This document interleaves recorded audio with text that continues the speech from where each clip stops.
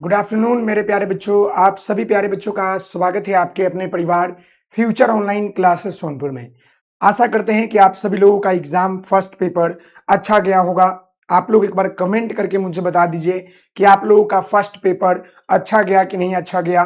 साथ ही साथ मैं आपको बता दूं, अभी आपको 1 घंटा बाद आपकी दूसरी पेपर जो है शुरुआत होने वाली है, यानी पेपर आपका F2 का एग्जाम होने वाला है। उससे पहले मैंने आप लोगों को ये पिक्चर डायग्राम मेथड से द्वारा आपको हम पेपर F2 को संपूर्ण समझाने वाले हैं। तो आप लोग इस जरूर वीडियो को देख लीजिएगा। थोड़ा सा हम तेजी चलेंगे क्योंकि आपको भी समय मिलना चाहिए थोड़ा सा रेस्ट करने के लिए, क्योंकि फिर इसके बाद आपको पेपर F2 का एग्जाम है। तो आइए हम बातों को समझते हैं, जानते हैं। तो यहाँ पर ध्यान देने की बात है, केवल हम आपको मेन पॉइंट जो है पिक्चर के माध्यम से, पॉइंट के माध्यम से मैं आपको समझा देता हूं, जो अभी जस्ट आपको एग्जाम में देखने को मिलेगा। तो यहाँ पर आप सबसे पहले देखिएगा कि बच्चे तथा बचपन मनोसामाजिक अवधारणा के बारे में अगर आपका सवाल पूछेगा, अगर आपके जो है मनोसामाजिक अवधारणा के बारे में एग्जाम में सवाल पूछता है, तो आप लिखिएगा कि यह जो है बच्चों के जीवन का सबसे महत्वपूर्ण विकासात्मक चरण होता है, क्योंकि बच्चों का विकास जो होता है इस अवस्था में काफी ज्यादा तेजी गति से होता है। साथ ही साथ प्रत्येक बच्चों का विकास परिवार, समाज और संस्कृति से प्रभावित होता है। ये बच्चे और बचपन जो मनोसामाजिक अवधारणा है, इसमें क्या होता है, जितने भी बच्चे होते हैं उनका विकास जो होता है परिवार, समाज और संस्कृति से क्या होता है, प्रभावित होता है। साथ ही साथ मेरे प्यारे बच्चे, हर बच्चों की सीखने की गति जो होती है और रुचि जो होती है अलग अलग होती है। जितने भी बच्चे होते हैं उनके सीखने और समझने और उनकी रुचि जो होती है अलग अलग होती है। शिक्षक को बच्चों के व्यक्तित्व आवश्यकताओं को समझकर उन्हें ज्ञान देना चाहिए। ये आपका आता है बच्चे, बचपन और मनोसामाजिक अवधारणा में, इस बात को याद रखिएगा। उसके बाद मेरे प्यारे बच्चों, यहां पर देखिएगा कि बचपन को प्रभावित करने वाले कारक क्या है। हम यहां पर बात करेंगे कि बचपन को प्रभावित करने वाले मनोसामाजिक कारक क्या है। तो बचपन को प्रभावित करने वाले जो मनोसामाजिक आपके कारक होते हैं वो आपका होता है मेरे प्यारे बच्चे, परिवार का वातावरण, फिर आपका जो होता है मित्र और पड़ोस, आर्थिक और सामाजिक स्थिति, संस्कृति वो मीडिया, विद्यालय और शिक्षक। ये सब क्या करते हैं, बच्चों के मनोसामाजिक विकास को प्रभावित करते हैं, मनोसामाजिक कारक को प्रभावित करते हैं और बच्चों के बचपन को भी प्रभावित करते हैं। तो इस बात को आप ध्यान दीजिएगा। साथ ही साथ अब हम यहां पर बात कर लेंगे बाल विकास के विभिन्न आयामों के बारे में, कि बाल विकास के मेरे प्यारे बच्चे क्या मतलब आयाम है और प्रभावित करने वाले कारक क्या है। तो इस बात को आप याद रखिएगा कि बाल विकास का मतलब होता है बच्चों में होने वाला शारीरिक, मानसिक, सामाजिक, भावनात्मक और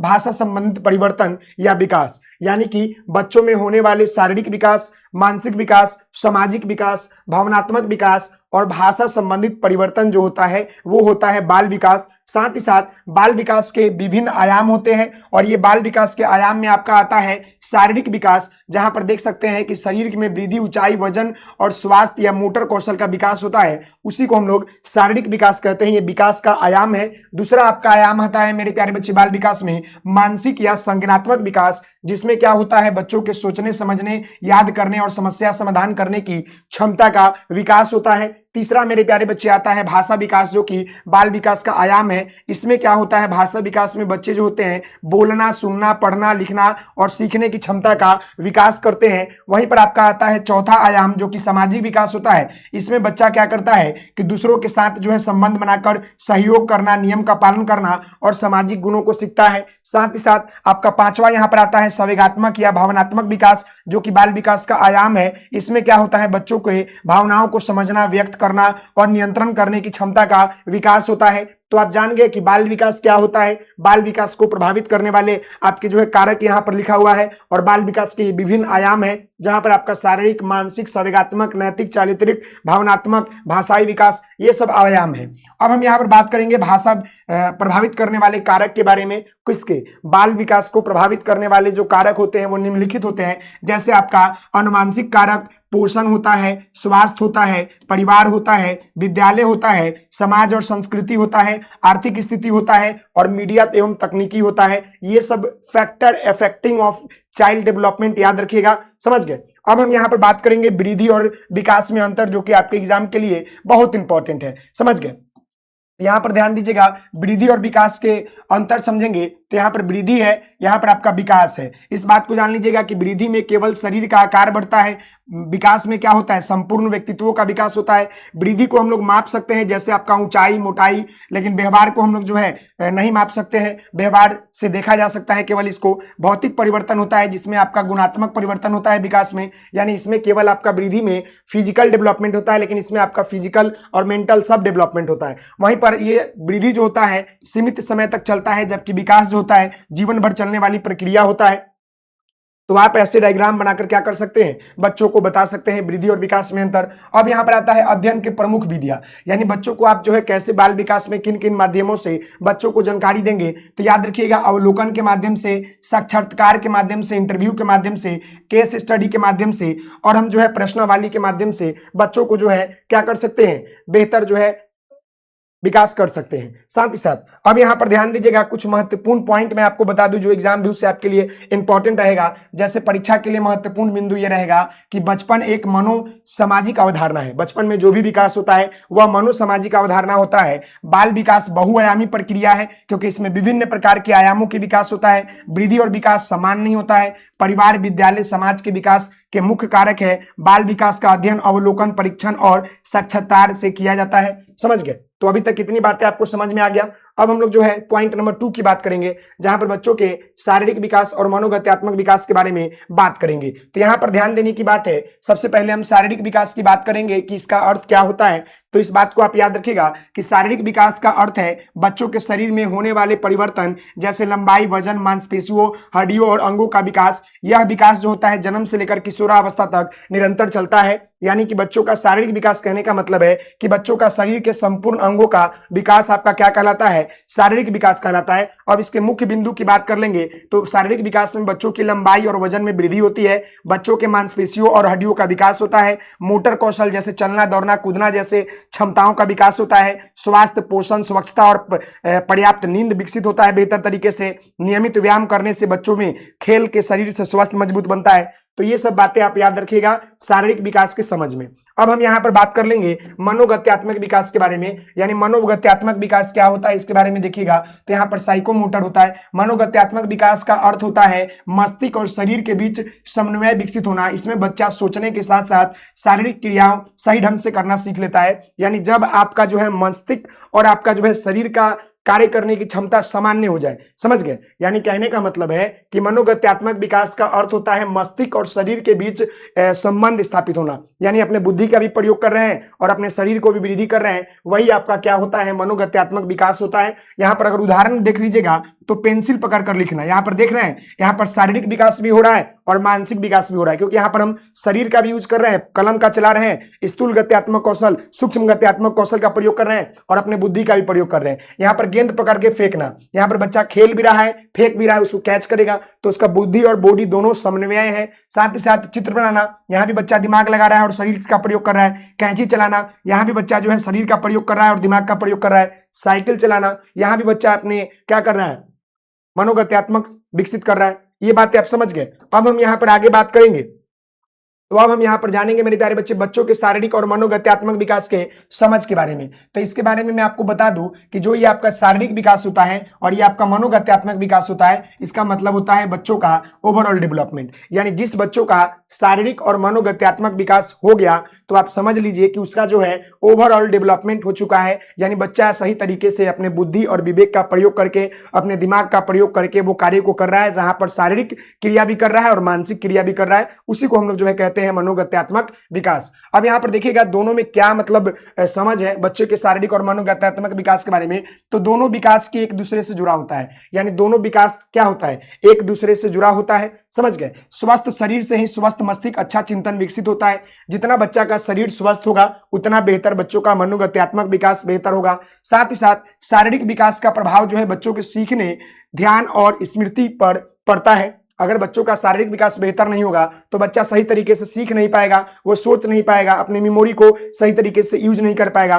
तो इसलिए भी साथ ही साथ परिवार, विद्यालय और समुदाय तीनों का सहयोग आवश्यक है बच्चों के शारीरिक और मनोगत्यात्मक विकास में, क्योंकि परिवार, विद्यालय और आपका समाज मिलकर बच्चों के शारीरिक और मानसिक क्षमताओं का विकास करते हैं। साथ ही साथ खेल, गतिविधि और व्यायाम दोनों प्रकार का विकास को बेहतर करता है। यानी आप जितना गेम खेलते हैं, गतिविधि करते हैं, व्यायाम करते हैं, उससे बेहतर आपका क्या होता है कि संज्ञानात्मक मनोगत्यात्मक विकास होता है। जैसे स्वस्थ शरीर, स्वस्थ मस्तिष्क, उचित वातावरण बालक का समग्र विकास करता है। अगर बालक का संपूर्ण विकास करना है तो बच्चों के लिए स्वस्थ शरीर दीजिए, बच्चों का स्वस्थ मस्तिष्क का निर्माण कीजिए और उचित वातावरण दीजिए, तो बच्चों का विकास बेहतर हो जाएगा। अब यहाँ पर ध्यान दीजिएगा मेरे प्यारे बच्चों, अब यहाँ पर है वृद्धि और विकास में अंतर। तो वृद्धि क्या होता है? केवल शरीर का आकार बढ़ता है वृद्धि में, जबकि हम विकास की बात कर लेंगे तो संपूर्ण व्यक्तित्व का विकास होता है। वृद्धि को हम लोग माप सकते हैं, लेकिन व्यवहार को हम लोग देख सकते हैं, केवल माप नहीं सकते हैं विकास को। भौतिक परिवर्तन होता है जिसमें आपका गुणात्मक परिवर्तन होता है विकास में।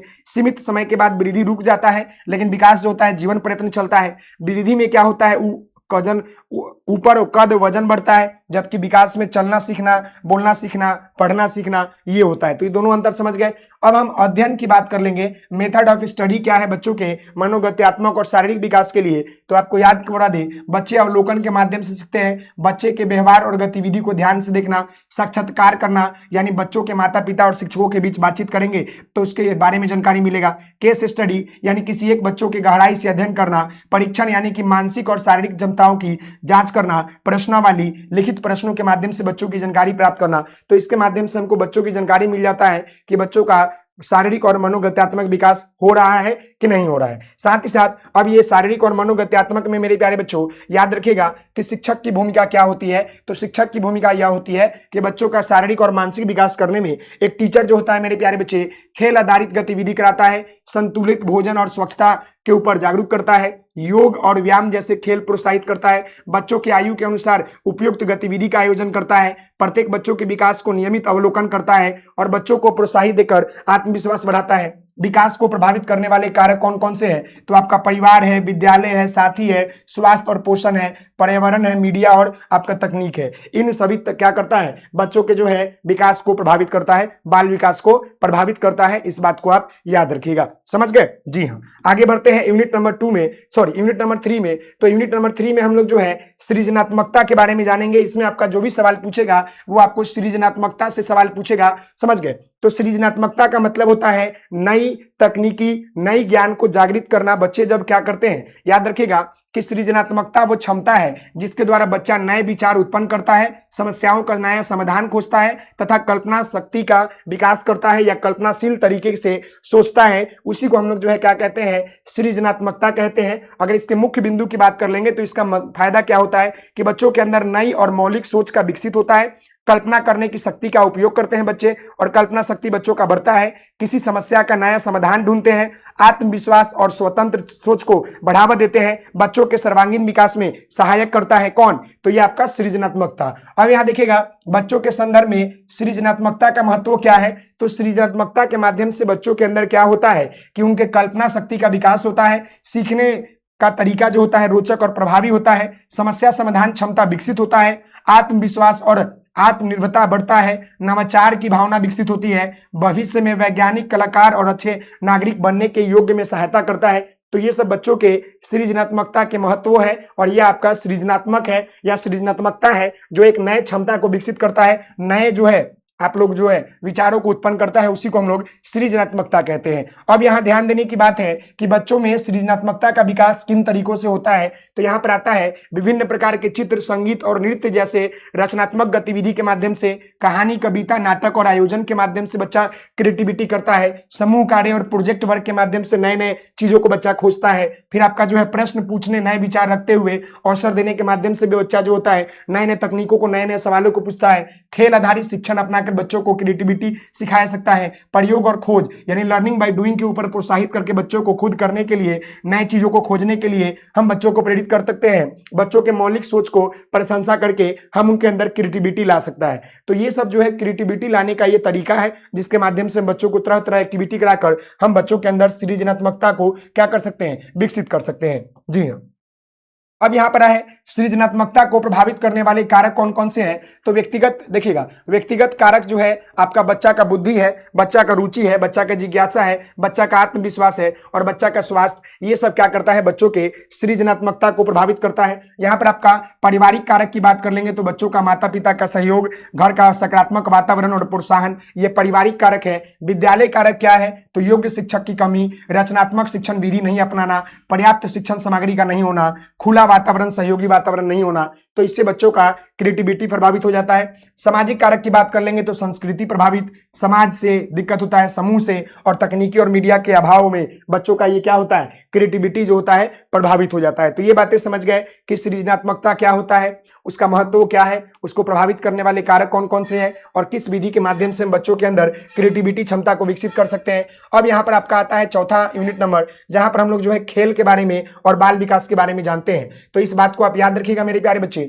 सबसे पहले हम इसमें जानेंगे कि आखिरकार खेल क्या होता है और बाल विकास की इसमें क्या होती है। तो यहाँ पर ध्यान दीजिएगा, सबसे पहले हम यहाँ पर बात करेंगे खेल की आवश्यकता, विशेषता और महत्व के बारे में। तो खेल का महत्व क्या होता है, तो याद रखिएगा खेल वह स्वाभाविक प्रक्रिया है, आनंददायक प्रक्रिया है, जो बच्चा जो होता है स्वैच्छिक गतिविधि है, जो बच्चा द्वारा मनोरंजन, खुशी और किन्हीं उद्देश्य की प्राप्ति के लिए खेला जाता है। यानी खेल जो होता है एक स्वाभाविक और आनंददायी प्रक्रिया होता है, जो बच्चा जो होता है अपने आनंद के लिए, किसी चीज को पाने के लिए वो खेलता है, समझ गए, उसी को खेल कहते हैं। खेल की विशेषता की बात कीजिएगा तो खेल जो होता है स्वैच्छिक होता है, बच्चा खुद अपनी इच्छा से खेलता है, इसमें आनंद और खुशी मिलता है बच्चों को, इसका कोई बाहरी पुरस्कार, मतलब कि खेल खेलने से कोई बाहरी पुरस्कार आवश्यक नहीं होता है। यह कल्पनाशीलता और रचनात्मकता को विकसित करता है, इसमें ऊर्जा की खपत होती है और खेल के माध्यम से बच्चों का शारीरिक और मानसिक विकास बेहतर तरीके से होता है। तो इस बात को आप याद रखिएगा। साथ ही साथ अब हम यहाँ पर बच्चों के विकास के संदर्भ में खेल की बात कर लेंगे।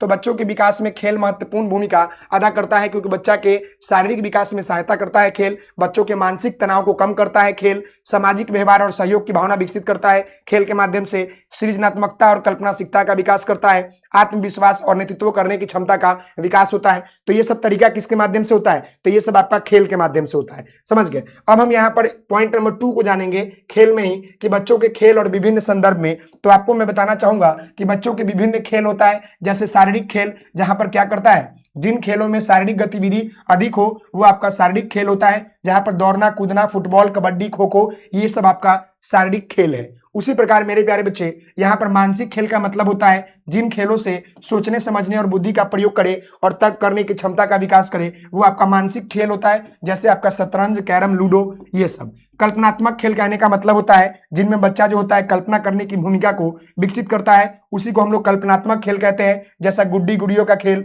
डॉक्टर डॉक्टर का खेल, घर घर का खेल। सामाजिक खेल कहने का मतलब है जिसमें बच्चा समूह बनाकर मिलजुल कर खेलते हैं, उसी को हम लोग सामाजिक खेल कहते हैं, जहां पर जो है दौड़ प्रतियोगिता, टीम गेम, आपका रस्सी कूदना, ये सब आपका सामाजिक खेल के अंतर्गत आता है। उसके बाद आता है आपका एकांकी खेल, जहां बच्चा जो होता है अकेले खेलता है, जैसे चित्र बनाना, मिट्टी से खेलना, किताब पढ़ना, ये सब एकांकी खेल होता है, समझ गए।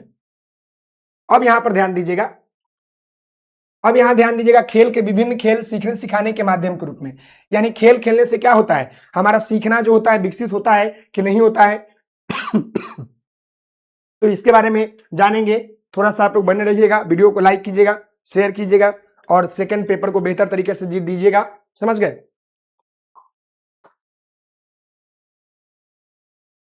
चलिए तो अब देखते हैं कि खेल के विभिन्न खेल, यानी खेल से कैसे बच्चा जो है सीखता है। तो मैं आपको बता दूं, खेल बच्चों की रुचि और जागरूकता को सीखने में रोचक बनाता है।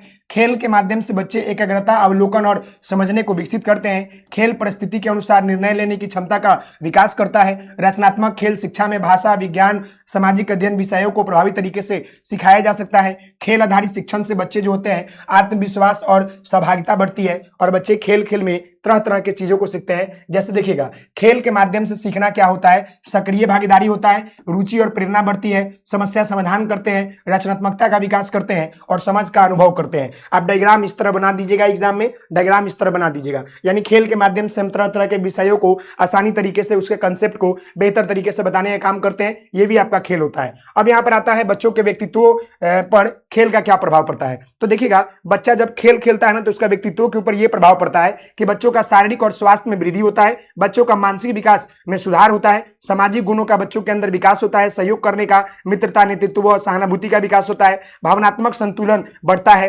आत्मविश्वास, आत्मनिर्भरता, सकारात्मक दृष्टिकोण का विकास होता है। बच्चे जब गेम खेलते हैं तो बच्चों के ऊपर ये सब प्रभाव पड़ता है और बच्चों के इस प्रभाव के कारण उसका व्यक्तित्व विकास बेहतर तरीके से होता है। साथ ही साथ खेल के विकास में विभिन्न आयाम की बात कर ले, यानी खेलों के विकास के विभिन्न आयाम की बात कर ले, तो आप याद रखिएगा कि खेल में आपका जो है शारीरिक विकास होता है, बौद्धिक विकास होता है, सामाजिक विकास होता है, भावनात्मक विकास होता है, सृजनात्मक विकास होता है। शारीरिक विकास में यानी कि खेल के माध्यम से खेल के विभिन्न आयाम आपका शारीरिक, मानसिक, सामाजिक, भावनात्मक, सृजनात्मक, इन सभी क्षमताओं का विकास होता है और ये सब आपका विभिन्न आयाम है। समझ गए?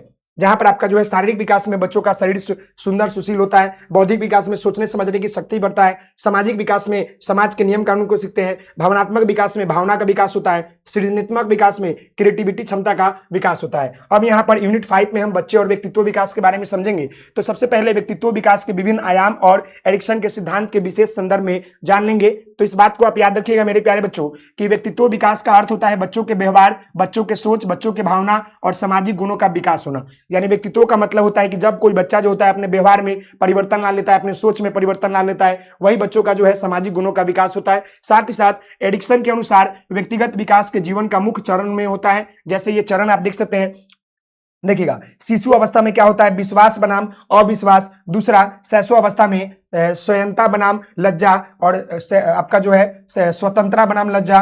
प्रारंभिक बाल्यावस्था में यानी ये सब आपका होते रहता है। जैसे ये आपका 8 चरण में उन्होंने बांटा था कि आपका जो होता है शिशु अवस्था, शैशव अवस्था, फिर आपका पूर्व बाल्यावस्था, उत्तर बाल्यावस्था, किशोरावस्था, युवा अवस्था, प्रौढ़ावस्था, वृद्धावस्था। इस तरह एक डायग्राम बना दीजिएगा और बता दीजिएगा कि जैसे जैसे बच्चों की अवस्थाएं बदलती है वैसे वैसे उनका क्या होता है, मतलब व्यक्तित्व का विकास बदलता है। प्रत्येक चरण में बच्चों को एक मनोसामाजिक चुनौती का सामना करना पड़ता है। साथ ही साथ यदि चुनौतियों का सफल समाधान होता है तो सकारात्मक व्यक्तित्व का विकास होता है। शिक्षक और माता पिता बच्चों के व्यक्तित्व विकास में बेहतर योगदान देते हैं। शिशु अवस्था में विश्वास बनाम अविश्वास, आपका जो है शैशव अवस्था में लज्जा आता है, फिर आपका जो है बाल्यावस्था में स्वतंत्रता बनाम आ जाता है, फिर आपका किशोरावस्था में पहचान बनाम भूमिका, युवा अवस्था में जो है आत्म बनाम आत्महत्या बनाम एकीकृतम, प्रौढ़ावस्था में उत्पादकता बनाम ठहराव और वृद्धावस्था में संपूर्णता बनाम निराशा। ये सब आपको देखने को मिलता है। अब यहाँ पर देखिएगा कि बच्चों में भावनात्मक विकास के बारे में हम यहाँ पर बात करें। बच्चों में भावनात्मक और संवेगात्मक विकास जॉन बॉल्बी के सिद्धांत के आधार पर। तो जॉन बॉल्बी का मानना था कि भावनात्मक विकास का अर्थ है अपनी भावनाओं को पहचानना, समझना और नियंत्रण करना। जॉन बॉल्बी ने के अनुसार माता पिता बच्चों के बीच सुरक्षित लगाव भावना का विकास का आधार मानते हैं। यानी अगर माता पिता का बच्चों के साथ अच्छा संबंध है, अच्छा व्यवहार है, तो बच्चों का भावनात्मक विकास बेहतर होगा। सुरक्षित वातावरण मिलने पर बच्चा का अंदर आत्मविश्वास और सामाजिक बनता है और सुरक्षित वातावरण से बच्चों के अंदर भय, तनाव और असमान व्यवहार विकसित होता है। शिक्षक को बच्चों के भावनात्मक को समझना चाहिए और एक अच्छा वातावरण देना चाहिए। यानी कि यह आपका जॉन बॉल्बी का मानना था कि सुरक्षित लगाव बच्चों को क्या करता है, आत्मविश्वास को, सामाजिक दक्षता को, अच्छा व्यवहार को और भावनात्मक सुरक्षा जो होता है देता है। साथ ही साथ नैतिक विकास की बात कर लेंगे जीन पियाजे के अनुसार। तो यहाँ पर ध्यान दीजिएगा, जीन पियाजे और कोहलबर्ग के सिद्धांत के अनुसार बात कर लेते हैं। तो नैतिक विकास का अर्थ होता है सही गलत का ज्ञान का विकास करना। जीन पियाजे के अनुसार छोटे बच्चे नियमों को स्थायी मानते हैं जबकि बड़े होने पर वो नियमों का कारक समझते हैं। लॉरेंस कोहलबर्ग ने नैतिक विकास के 3 स्तरों पर बांटा। नैतिक विकास को ईमानदारी, जिम्मेदारी और अनुशासन का विकास होता है। जैसे मैं आपको बता दूं, नैतिक विकास ये आपका कोहलबर्ग ने, समझ गए, ये आपका कोहलबर्ग ने कहा कि पूर्व परंपरागत, जैसे आपका दंड और पुरस्कार के आधार को सही गलत का बच्चा निर्णय लेता है। परंपरागत जहां पर समाज के नियमों को स्वीकृत करके सही गलत का निर्णय लेता है, और उत्तर परंपरागत जहां पर न्याय, समानता और मानव अधिकार के आधार पर सही गलत लेता है। ये बातें आप याद रखिएगा, समझ गए। इसी के साथ मेरे प्यारे बच्चे, ये जो आपका पेपर है, ये पेपर आपका पूरी तरीके से खत्म हो गया। इसका पीडीएफ हम आपको टेलीग्राम पर प्रोवाइड करवा दिए हैं। सारे बच्चे जाकर इसका पीडीएफ ले लीजिए और इसको पढ़ लीजिए और बेहतर तरीके से सेकंड शिफ्ट में अपना एग्जाम दीजिए। आशा करते हैं कि आपका एग्जाम बेहतर जाएगा। हमारी दुआएं, हमारा प्रेम आपके साथ है और आपको बेहतर तरीके से एग्जाम देना है। कोई भी क्वेश्चन को नहीं छोड़ना है और be positive, go and head. Okay, thank you so much, धन्यवाद।